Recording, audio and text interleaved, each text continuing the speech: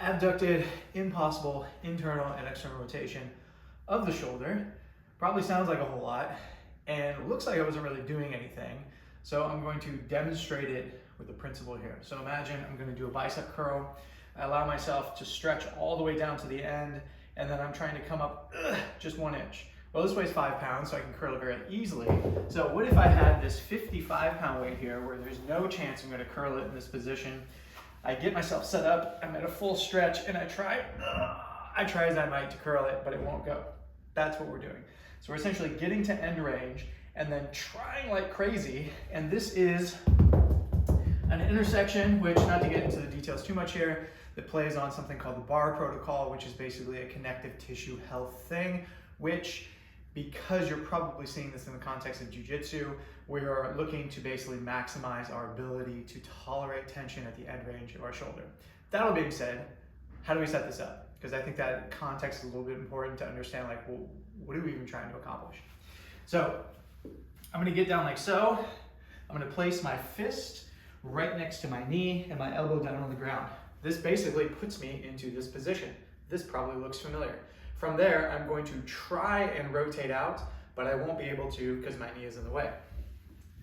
Place my fist down, place my elbow down, rotate, press against my knee.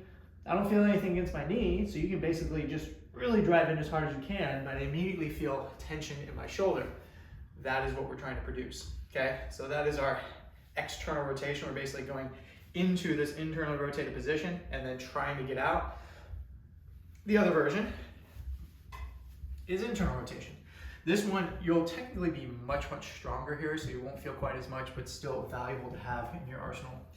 I place my fist now against my knee this way, set myself up, and I'm trying to pull this way as if my knee wasn't there, but because it's there and I'm blocked, I'm pulling and I can't move it.